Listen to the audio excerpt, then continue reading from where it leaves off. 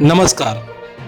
मित्र कोण शत्रू कोण गणित साधे कळले नाही या कवितेचा उल्लेख करत राज्याचे माजी मुख्यमंत्री उद्धव ठाकरे यांनी आपले मनोगत व्यक्त केले. विधान परिषदेचा कार्यकाळ पूर्ण झाल्याबद्दल निरोप समारंभाप्रसंगी ते बोलत होते. पहा उद्धव ठाकरे यांचा रोखठोक व भावनिक भाषण. आपल्याबद्दल जे काय ऐकायला मिळतं ते ऐकल्यानंतर अरे तुमच्या मनात हे होतं हे या दिवशी कळतं. तसं पाहिलं तर माननीय मुख्यमंत्री महोदय आपण जे बोलत ते अगदी खरं आहे. माझा पिंड हा राजकारणाचा नाही आहे. माझा मूळ स्वभाव हा कलाकाराचा आहे. आणि एवढं उत्तम वर्णन तुम्ही केल्यानंतर, एवढं तुम्ही मला जवळून ओळखता म्हटल्यानंतर ऐसी कौन सी बात थी कि और किसी का हात पकडना पडा. मी या विधिमंडळात आलो तो मुख्यमंत्री म्हणून आलो. आणि काही गोष्टी अशा असतात आयुष्यामध्ये घडतात की आपले ध्यानीमनी नसतं आणि अचानक ती जबाबदारी येते. जबाबदारी आल्यानंतर त्यातून पळ काढणं हे काय मर्दाचं लक्षण नसतं. ती जबाबदारी स्वीकारली आणि मला पहिल्या प्रथम सगळ्यांना धन्यवाद द्यायचे आहेत. ते म्हणजे सर्व माझे त्यावेळेचे आजी माजी सहकारी जे आहेत, मंत्रिमंडळात होते, त्याच्यानंतर सगळे शासकीय अधिकारी, मुख्य सचिवांपासून इतर सगळे सचिव, त्याच्यानंतर सगळं प्रशासन, मग महसूल खातं असेल, पोलीस असेल, आरोग्य असेल, सर्वच खात्यांच्या सर्व अधिकाऱ्यांना, अगदी आशा, अंगणवाडी सेविका, सरपंच, सर्वच या अधिकाऱ्यांपासून कर्मचाऱ्यांना मी मनापासून धन्यवाद देतो. कारण एक प्रशासनाचा गंधही नसलेला माणूस अचानक राज्याच्या मुख्यमंत्री पदावरती बसतो आणि तो राज्य चालवतोय, ह्या सगळ्यांच्या सहकार्याशिवाय हे शक्य झालं नसतं. मुख्यमंत्री महोदय, आपण स्वतः मला निरोप द्यायला अगत्याने हजर राहिलात त्याच्याबद्दल मनापासून धन्यवाद देतोय. आणि मला तोही दिवस आठवला आणि त्या दिवसाची आठवण मी तुम्हाला करून देणार आहे. पण काल एकूण जे काही विधिमंडळात घडलं ते बघितल्यानंतर तो दिवस मला का आठवलं ते सांगतो. कारण आपणच म्हणाला होतात ज्ञानेश्वरांचं भारूड, काट्याच्या आणीवर वसली 3 गावे, 2 ओसाड 1 वसेची ना. आता त्या गावची पाटीलकी आपल्याकडे. आता ते आणीवरची 3 गावामध्ये एक गाव आणीवर गेलेलं आहे. बाकी गावांचं काय झालं हे त्या गावकऱ्यांना माहिती आहे. आणि साहजिकच आहे, ज्ञानेश्वरांची आठवण आल्यानंतर एक गोष्ट आवर्जून सांगावीशी वाटते की ज्ञानेश्वर महाराज कोणत्या शतकात होऊन गेले, 12व्या-13व्या. त्यावेळेला ज्ञानेश्वरांनी रेड्याकडनं वेद म्हणून घेतले होते. आता त्यापासून आतापर्यंत आपण या शतकात आल्यानंतर स्वार्थासाठी रेडे कापले जातात. हा कोणता महाराष्ट्र कोणत्या दिशेने चाललेला आहे. आणि आपलं स्टेटमेंट मी कालच्या सभागृहातलं काळजीपूर्वक ऐकलं. नाशिकच्या बाबत जे आपण एक भूमिका घेतली त्याच्याबद्दल मी आपल्याला धन्यवाद देतोय. आणि हे धन्यवाद देत असताना काल आपले एक सिने कलावंत आहेत अतुल कुलकर्णी, त्यांचं एक चांगलं वक्तव्य आहे की जे पकडले जातात ते भोंदू, पण जे पकडले जात नाहीत त्या महाराजांचं काय करायचं. मला असं वाटतं आपण सगळे एकत्र मिळून एक भूमिका घ्यायला पाहिजे. आणि सगळ्या राजकारण्यांनी जर ठरवलं तर बुवा शक्तीपेक्षा युवा शक्तीला जास्त आपण ताकद दिली पाहिजे. कारण या देशामध्ये बुवा चमत्कार नाही करू शकत, युवा चमत्कार करू शकतात. आणि युवा शक्तीला जर का आपण नीट पाठिंबा दिला तर या बुवांची दुकानं बंद झाल्याशिवाय राहणार नाही. मला आज आठवतोय तो माझा मुख्यमंत्री पदाचा पहिला, जसा आपला गृहप्रवेश असतो तसा मंत्रालयातला प्रवेश. संपूर्ण मंत्रालय असं बहरून आलं होतं. खिडक्यातनं लोक डोकावत होती, काही पॅराफिटवर उभी होती, काही बाहेर आली होती. सगळ्यांच्या चेहऱ्यावरती एक आनंद होता. तो आनंद बघून मी तो क्षण विसरू शकत नाही, भारावून गेलो होतो. त्याच्यानंतर दिवस पटपट निघून गेले आणि ज्या दिवशी मी वर्ष सोडून बाहेर पडलो तेव्हा हेलावलेला महाराष्ट्र बघून मी गहिवरून गेलो होतो की हे सगळं प्रेम या महाराष्ट्राने आपल्याला दिलं, हे असं प्रेम फार थोड्या लोकांच्या नशिबामध्ये येतं. आणि मला आठवत आहे की मी मुख्यमंत्रीपद म्हणजे वर्षा सोडला आणि मातोश्रीत आलो. मुख्यमंत्रीपद सोडलेलं नव्हतं, एक 2-4 दिवसानंतर ते सोडलं. आणि त्या काळामध्ये साहजिकच आहे, घरी बसून म्हणजे मातोश्रीत बसून मी कारभार करत होतो. अनेक मंत्री सुद्धा घरीच येत होते, घरीच त्याच घरातून त्यांना पदं दिली होती, ते घरी बसूनच दिली होती. पण काही अधिकारी माझ्यासोबत नेहमी यायचे 2-4 दिवस, कारण सरकारी काम थांबवू शकत नव्हतो. सगळी कामं झाल्यानंतर एका अधिकाऱ्याने मला विचारलं सहज, कारण जसं नेहमी बोलतो तसं मी बोलत होतो, हसत खेळत त्यांच्याबरोबर चर्चा करत होतो. आणि ते बघितल्यानंतर एका अधिकाऱ्याने मला विचारलं, सर एक विचारू का? म्हटलं विचारा. काय? सर तुम्ही मुख्यमंत्री पदाची शपथ घेताना जसे होतात तसेच आज सुद्धा आहात, हे कसं काय? माझ्या मनात पटकन आलं. मी म्हटलं काय की जे आपलं नसतं ते स्वीकारण्यात आनंद होण्याची गरज नसते, आवश्यकता नसते. आणि जे आपलं नसतं ते सोडण्यामध्ये दुःख होण्याची तरी काय गरज आहे? त्याच्यामुळे जसं मुख्यमंत्रीपद अचानक आलं तसं मुख्यमंत्रीपद गेलं. मी माझ्या घरी आलो. त्याच्यामुळे माझं घर आणि त्या घरातला आनंद हा सगळ्यात महत्त्वाचा, हा मला वाटतं प्रत्येकासाठी असतो. योगायोग आणखीन एका गोष्टीचा आहे की आज 24 मार्च. 24 मार्च म्हणजे आपल्या 6 वर्षापूर्वी माननीय पंतप्रधानांनी देशभरामध्ये अचानक लॉकडाऊन जाहीर केला होता. त्याचा आजचा 6वा काय स्मृती दिन म्हणा किंवा काही म्हणा. म्हणजे जिथपासून माझं काम खरं सुरू झालं त्या दिवशी मी सभागृहाचा निरोप घेतोय. आणि या सगळा तो जो काय कालखंड होता तो फार विचित्र होता. योगायोग मी म्हटलं तर आणखीन एका गोष्टीचा आहे, कारण माझ्या मंत्रिमंडळाच्या पहिल्या बैठकीत पहिला निर्णय जर का कोणता घेतला गेला असेल तर रायगडाला निधी देण्याचा निर्णय हा माझ्या मंत्रिमंडळातला पहिला निर्णय होता. आणि मंत्रिमंडळातला शेवटचा निर्णय होता तो औरंगाबादचं नामांतर करणं आणि त्याला छत्रपती संभाजीनगर करणं. संभाजीनगर जे शिवसेना प्रमुख म्हणायचे की औरंगाबाद नाही संभाजीनगर आहे, तर ते नामांतर करून माझी कारकीर्द संपली. पण ह्या मधल्या 2.5 वर्षामध्ये जो काही कालखंड होता तो फार भयानक होता. संकटामागून संकट येत होती. कोरोनासारखं भयानक संकट जे कोणाच्याही आयुष्यात कधी येऊ नये अशी साथ जर का आपण इतिहासात डोकवलं तर 100 वर्षापूर्वी आली होती. आणि त्यावेळेला असं म्हणतात स्पॅनिश फ्लू, त्यावेळेला असं म्हणतात की पहिलं महायुद्ध संपल्यानंतर त्या महायुद्धात वाचलेले सैनिक जे घरी गेले ते युद्धात नाही गेले पण त्या साथीमध्ये गेले. त्याही वेळेला त्याचा काही अंदाज कोणाला आला नव्हता आणि याही वेळेला कोणाला अजून अंदाज आलेला नाही. आरोग्य व्यवस्था वाढवायची कशी? आणि त्याही बाबतीत मला एका गोष्टीचं समाधान आहे की सर्व सहकार्यांनी मंत्रिमंडळातल्या सुद्धा आणि सर्व सरकारी जी काही यंत्रणा आहे त्यांनी सहकार्य केलं. एक टास्क फोर्सची आपण निर्मिती केली. कदाचित देशामध्ये आपलं राज्य पहिलं असेल की त्यांनी कोरोनासाठी टास्क फोर्सची निर्मिती केली. पेशंटचे बेड, रुग्णशय्या वाढवल्या. आपण जवळपास 3.5 लाखाच्या वरती नेल्या होत्या. आता 6 वर्षापूर्वी ऑक्सिजन सिलेंडरची कमी होती आणि 6 वर्षानंतर आज गॅस सिलेंडरची कमी आहे. हा पण एक विचित्र योगायोग आहे. आपल्या कोरोनाबद्दलचं जे एक युद्ध होतं, कोरोनासोबतचं युद्ध होतं आणि त्याच्यात वाखाणली गेली ती आपली एक कामगिरी मुंबई मॉडेल या नावाने.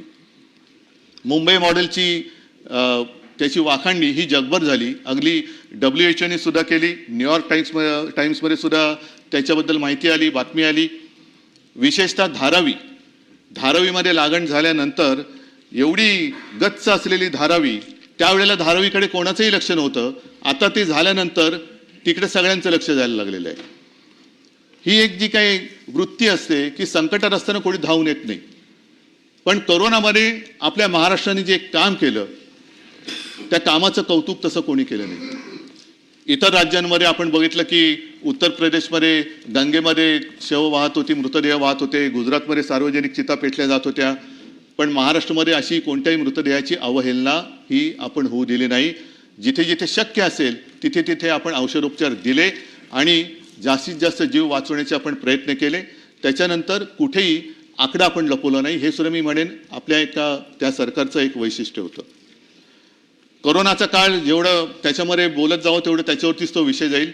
पण मुख्यमंत्री महोदय, मला आपल्याला एक विनंती करायची, जे माझ्याकडनं राहून गेलं त्या काळामध्ये करता येऊ शकलं नाही, त्या सगळ्या कालखंडाचं जर काही डॉक्युमेंटेशन केलं, त्याच्यामध्ये कोणत्याही व्यक्तीचं काही वैशिष्ट्य सांगण्याची आवश्यकता नाही. पण स्पॅनिश फ्लूच्या बाबतीत जसं कोणताही आपल्याला संदर्भ सापडत नाही, तसं विशेषतः कोरोना काळामध्ये महाराष्ट्राने काय काम केलं, कशी ट्रीटमेंट दिली, ऑक्सिजन कसा आणला, मास्क कसे मिळवले, कशी खबरदारी घेतली, माझे कुटुंब माझी जबाबदारी असेल आणि इतर सगळ्या गोष्टी असतील, हे सगळं जर का एकत्रित झालं तर पुढे अशी साथ येऊ नये. पण जर का आली तर आपण काय काय खबरदारी घ्यायला पाहिजे याचे एक मार्गदर्शन होईल, म्हणून माझी एक आपल्याला विनंती आहे. त्याच्यानंतर याला आयुष्यातलं एक समाधान मानावं अशी एक गोष्ट नक्की मी केली, ती म्हणजे कोणीही न मागता, कोणताही अभ्यास न करता आपल्या अन्नदात्याची मी कर्जमुक्ती केली. 2 लाखापर्यंतचं पीक कर्ज हे महाविकास आघाडीच्या सरकारच्या माध्यमातून मी केलं आणि त्याबद्दल मला नक्कीच एक समाधान आहे. कोणतेही त्याला त्रास न देता, अटीतटींचा सामना करायला न लावता 2 वेळा तो त्या केंद्रात गेल्यानंतर त्याच्या खात्यामध्ये पैसे जात गेले आणि तो कर्जमुक्त झाला. दुर्दैवाने नंतर करोनाची साथ आली, त्याच्यामुळे प्रोत्साहनपर राशी जी द्यायची असते ती राहिली. ती आता मला वाटतं आपलं सरकार देते. आणखीन एक चांगलं काम केलं ते म्हणजे गोरगरिबांसाठी शिवभोजन. आता त्याची परिस्थिती काय मला कल्पना नाही, पण 10 रुपयामध्ये शिवभोजन देणं हे सुरू केलं आणि त्याची अंमलबजावणी 2.5 वर्ष तरी आम्ही करून दाखवली होती. अशा अनेक गोष्टी केल्या आणि करोनामध्ये सुद्धा संपूर्ण हाहाकार उडालेला असताना कुठेही आपण महाराष्ट्र थांबू नव्हता दिला. शेतकऱ्यांची कामं तर सुरू होतीच, परंतु परदेशी गुंतवणूक सुद्धा उद्योगधंद्यामध्ये आपण आणली होती. MOU पण झाले होते आणि काही गुंतवणूक प्रत्यक्षात आली सुद्धा होती. कोणतेही असं क्षेत्र नव्हतं की जिकडे महाराष्ट्र थांबला होता. अगदी हिंदू हृदय सम्राट, शिवसेना प्रमुख, समृद्धी महामार्ग तो सुद्धा आपण त्या काळामध्ये सुद्धा चालू ठेवला. मुंबईचा कोस्टल रोडचं काम सुरू ठेवलं, अटल सेतूचं काम सुरू ठेवलं, मेट्रोचं काम सुरू ठेवलं. कोणतेही काम त्याला आपण बंद केलेलं नव्हतं, ते चालू ठेवलं होतं आणि कुठेही पैशाची कमतरता असताना सुद्धा पैसा कमी पडू दिला नव्हता. मला असं वाटतं हे एक माझ्या आयुष्यातलं एक सर्वात कठीण काळातलं कठीण काम होतं.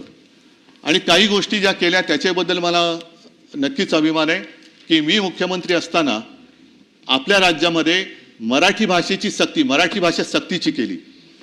आपल्या मातृभाषेची, आपल्या ज्या राज्यात राहतो, आमचा दुसऱ्या कोणत्याही भाषेबद्दल काही आकस नाही आहे, पण प्रत्येक राज्याला जर त्याची भाषा दिलेली असेल तर त्या राज्यामध्ये ती भाषा ही आलीच पाहिजे. म्हणून आपण या राज्यामध्ये मराठी सक्तीची केली.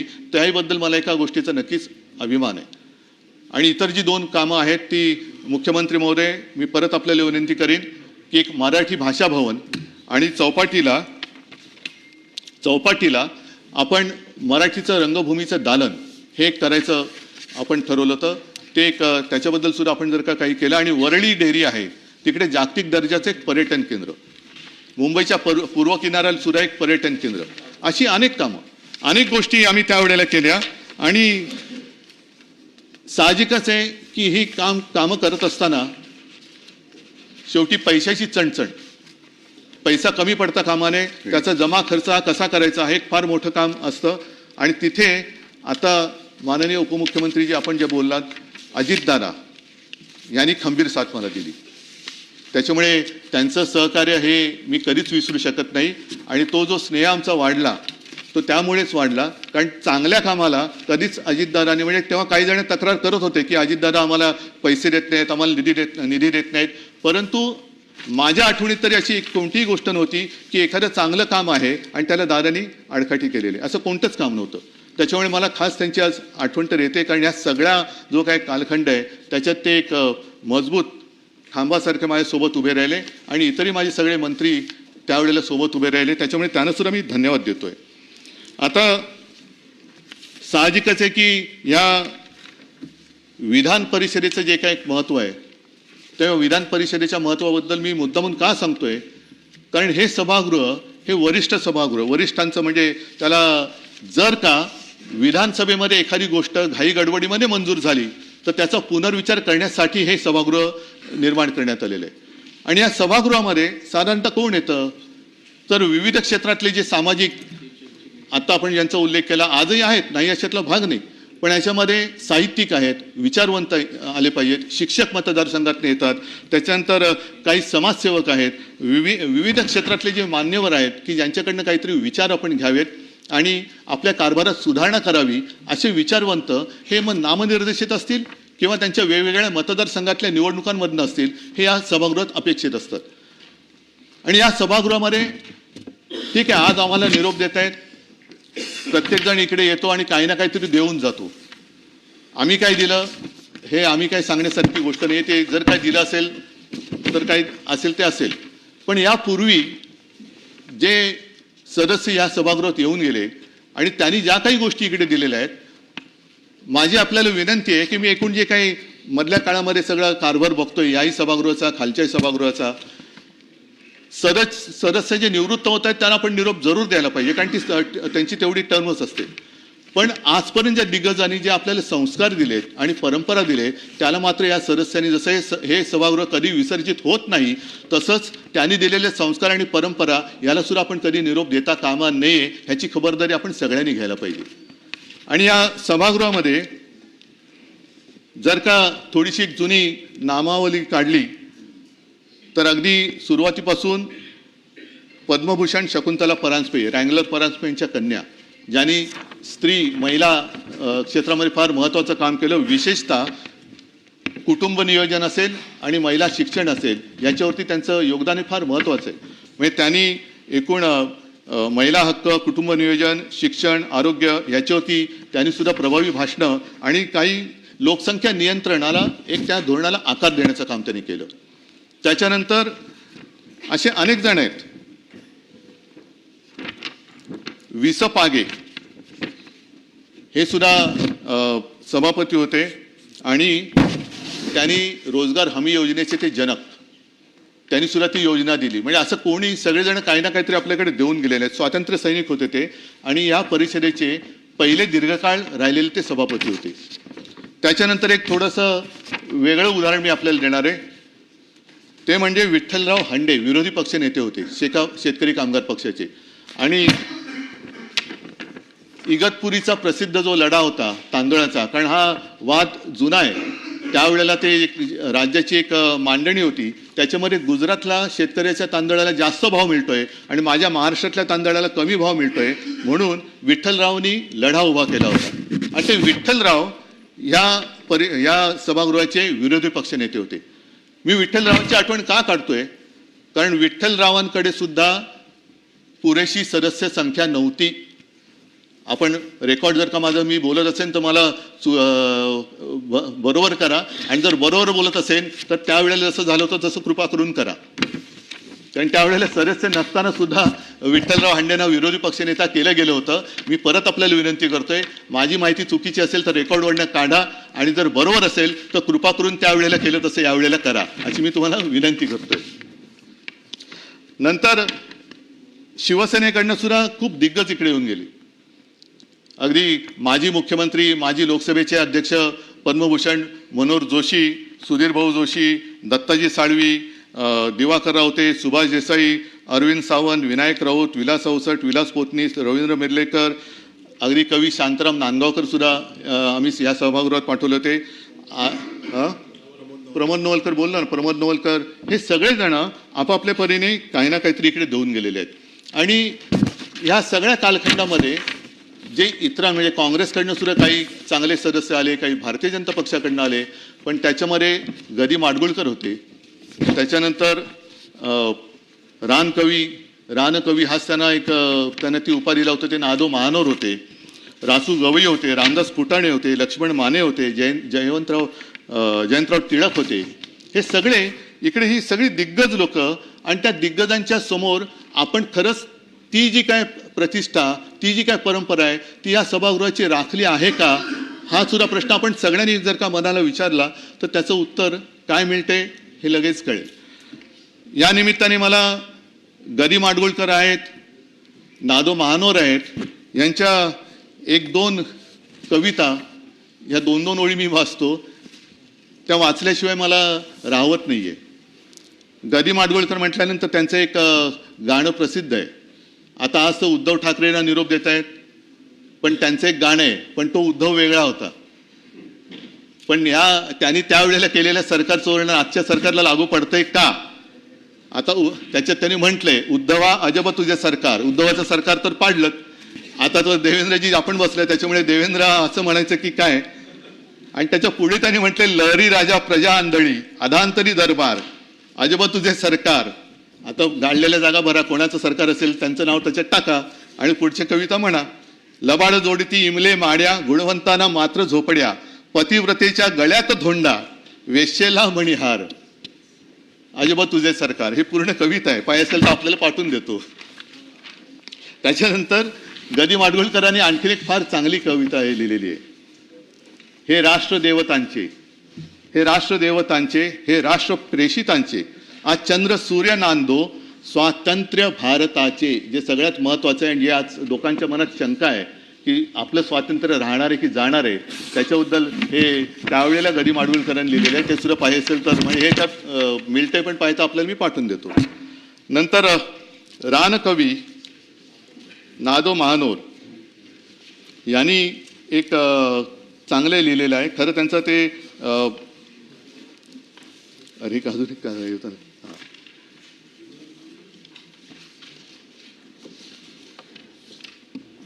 याच्यात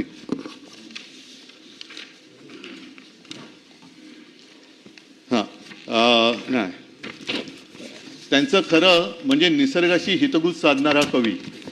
पण त्यांनी सुद्धा एक महाराष्ट्र दिनाच्या वेळेला चांगली कविता एक त्यांनी लिहिलेली आहे. महाराष्ट्र धर्म जागो वा शूरवीर सच्चे, हे राष्ट्र बांधण्याला आधार माणसांचे. हे थोर ग्रंथ ज्यांचे आयुष्य वाचताना, त्यांचे विचार गोष्टी हे राज्य बांधताना. म्हणजे राज्याबद्दल त्यांनी जे विचार व्यक्त केलेले आहेत, आदर्श राज्य व्हावे आदर्श माणसांचे, चारित्र्यशील वाढो या थोर संस्कृतीचे. रयतेस आपले ना वाटे न कोणी वाली, कवळून घ्या तयाना विश्वास पांघरुनी. अश्रुष दुर्बलांच्या हे राज्य हो सुखाचे, जोडा सवंगडी जे प्राणापरी जीवाचे.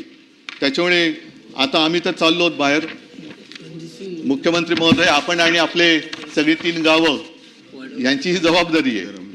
आणि मला असं वाटतं की सध्या जे काही एक वातावरण आहे राज्यात आणि देशामध्ये, एक संभ्रमावस्था आहे. कोण कोणाबरोबर तेच कळत नाहीये. आता या महिन्यामध्ये IPL सुरू होईल आणि IPL बघताना आपण म्हणतो अरे हा आपला होता ना, अरे नाही तो आता त्या टीममध्ये, अरे हा आपला होता नाही हा तिकडे गेलेला आहे.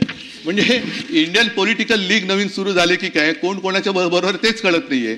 आणि एकच संघ खूप मजबूत होत चाललेले, बाकीचे संघ म्हणजे मॅच खेळायला सुद्धा बाकीचे संघ हवीत की नको, की बाकीचे संघ संपवून टाकले ते एकटा संघ काय करणार. तर तो सुद्धा विचार केला पाहिजे की एकच संघात ठेवला तर मॅच खेळणार कोणाबरोबर. सगळेच खेळाडू जर का आपल्या संघात घेतले तर काय करणार काय तुम्ही. त्याच्यामुळे मला असं वाटतं एका सुदृढ लोकशाहीसाठी ही संभ्रमावस्था सगळ्यांनी संपवणं गरजेचं आहे. आणि जनतेचा आपल्याबद्दलचा जो विश्वास आहे, जनतेला असं वाटतं की राजकारणासाठी काही करू शकतात, पण आपल्यासाठी सुद्धा हे काहीतरी करू शकतात, हा विश्वास आपण जनतेच्या मनात निर्माण करण्याची आज गरज आहे. आणि ही संधी सगळ्यांनाच मला असं वाटतं मिळत नाही. ही ज्यांना मिळते त्यांनी त्या संधीचा नक्कीच उपयोग करायला पाहिजे. ठीक आहे, दिवस येतात दिवस जातात, सत्ता येते सत्ता जाते, काळ येतो काळ बदलतो, सर्व गोष्टी बदलत असतात. पण आपल्याला धीर धरायला पाहिजे, एक संयम बाळगायला पाहिजे. कारण आपण म्हणतो की सूर्य पूर्वेला उगवतो, पण सूर्य जेव्हा दक्षिणायन आणि उत्तरायण करतो तेव्हा उगवतीची पूर्व सुद्धा बदलत असते. ती पूर्व राहत नाही, सूर्य जिथून उगवतो ती पूर्व. आणि हे सगळं बदलत असताना आपण ठरवायला पाहिजे की आपण प्रवाहाबरोबर वाहत जायचं, लाटेबरोबर वाहत जायचं, की ठामपणाने थांबून प्रवाह योग्य दिशेने वळवायचं. हे ज्याचं त्यांनी ठरवणं हे आवश्यक असतं. आणि जे असे लाटेबरोबर वाहत जातात त्यांच्यासाठी म्हणजे काही स्वतः काही करत नाही पण लाटेबरोबर वाहत जायचं, तर त्यांच्यासाठी विंदा करंदीकर यांनी एक फार छान लिहिलेलं आहे. त्यांनी असं लिहिलं आहे की ही लाट आहे तोवरी खुशाल तू गाजून घे, गाजण्याला अर्थ कितीसा ते जरा समजून घे. म्हणजे तू गाजतोयस, ते लाटेवर आहेस म्हणून गाजतोयस, लाट गेल्यानंतर काय करशील. तर या काही गोष्टी त्यांनी फार छान लिहिलेल्या आहेत. म्हणजे आपण या सगळ्यांकडनं काही ना काहीतरी घेतलं पाहिजे आणि त्यातल्या थोड्या जरी गोष्टी आपण आपल्या वागणुकीत आणू शकलो तरी महाराष्ट्र आपल्या देशातलं जे एक सर्वोत्तम राज्य आहे ते आणखीन चांगलं राज्य होईल. विंदा करंदीकरांनी आणखीन पुढे जे लिहिलेलं आहे ज्याचा मला उल्लेख करावा असं वाटतं की केले कुणास्तव ते किती हे कधी मोजू नये, होणार त्याची विस्मृती त्याला तयारी पाहिजे. जो अनुभव मी घेतोय, डोक्यावरी जे घेऊनी आज येथे नाचती, घेतील ते पाय तळी त्याला तयारी पाहिजे. हे सगळं आयुष्य आहे. म्हणजे जे डोक्यावर घेऊन नाचतात तेच एक दिवस आपल्याला पायतळी तुडवायला बघत नाहीत, कारण त्यांना स्वतःला जेव्हा काही पाहिजे असतं त्यावेळी ते कोणी काय दिले हे काही न बघता ते आपल्याला सरळ तुडवून पुढे जात असतात. आणि हे विंदांचं झाल्यानंतर एक सुरेश भटांची मोठी कविता आहे, त्यातली 4 ओळी मी मुद्दामून सांगतो, जी कदाचित म्हणजे मलाही वाटलं की इकडे वाचावी. मित्र कोण आणि शत्रू कोण गणित साधे कळले नाही, नाही भेटला असा कोणी ज्याने मला छळले नाही, रुसून राहिले माझ्या अगदी जवळचेच पण मी कोणाला कळलोच नाही. हे सुरेश भटांची कविता आहे. आणि मला असं वाटतं की हे जरी खरं असलं तरी मला जी काय संधी मिळाली होती त्या काळात जे मी केलं ते प्रामाणिकपणाने केलं, आणि ते प्रामाणिकपणाने केलं म्हणून महाराष्ट्रातली जनता मला त्यांच्या कुटुंबातली एक सदस्य मानते. मी या मायबाप जनतेला मानाचा मुजरा करून आपल्या सर्वांचा या सभागृहात निरोप घेतोय. जसं मगाशी मुख्यमंत्री महोदय आपल्या आधी मी जेव्हा आलो तेव्हा तुमच्या आधी मी जे बोलत होते त्यांचं थोडंसं ऐकलं की कुठे भेटू. मी मुख्यमंत्री महोदय थोड्या वेळाने आपल्याला भेटायला येणार आहे, पण काही जणांना रणांगणात, काही जणांना कुठे, आणि काही जणांना असं वाटतं की इथे भेटलात तर अशी काही लोक आहेत. असो, मी या सभागृहात सर्वांना धन्यवाद देतो. आणि माझ्यासोबत जे इतरही सदस्य निवृत्त होत आहेत त्यांना सुद्धा मी भावी त्यांच्या कारकिर्दीसाठी खूप खूप शुभेच्छा देतो, सुयश चिंततो आणि आपला निरोप घेतो. धन्यवाद सगळ्यांना. जय हिंद, जय महाराष्ट्र. शशिकांत शिंदे.